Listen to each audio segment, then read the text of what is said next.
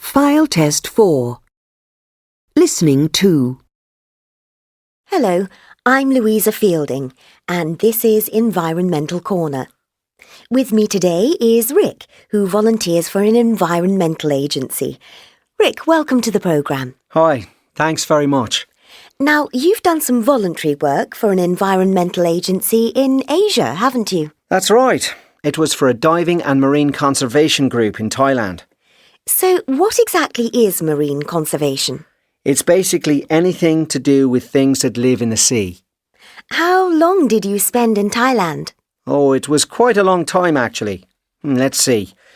I'd already decided to take a year off before going to university, but didn't want to spend the full 12 months working on the project. I wanted to, do a bit of travelling too. And I had to work to earn some money as well, so I spent about half my gap year there. What type of things did the volunteers on this project do when they were there?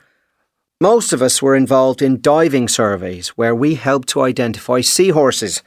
There were so many different types, and that's what I was involved in. A few people worked with local fishermen. They looked at which kinds of fish they catch and taught them about keeping certain fish safe for the future. Others helped with cleaning up the beaches in the area, and they got local kids to help out with that. How many days a week did you have to work? It sounds like you were very busy. There was a work schedule each week, so we knew what was happening and when.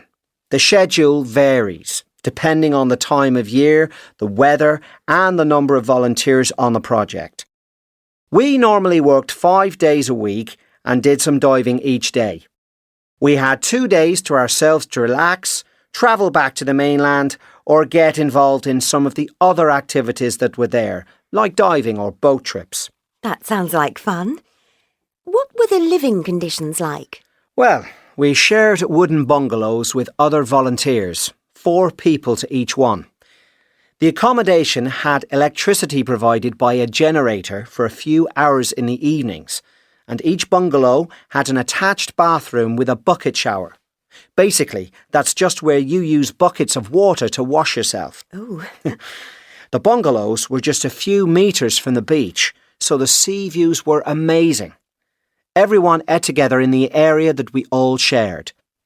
It had a kitchen and large dining area and had plenty of space to study or just enjoy the view and relax. The surrounding garden had an equipment room, and in the evenings, staff and volunteers went there to play cards or watch a DVD. Not bad. So, do you need experience if you want to work on one of these projects? Obviously, it would be a big help if you already knew something about marine biology. But no, volunteers don't need any previous experience. One of the first things everyone is taught is how to dive to the necessary level. There are lots of qualified instructors there.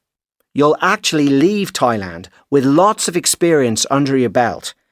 A few of the guys even learned how to do building work, and you might even have the chance to study some tropical plants in the nearby jungle. It certainly sounds like a valuable way to spend your time, if you have that kind of time to spare, of course. Oh, definitely. I'd recommend it to anyone with an interest in environmental issues and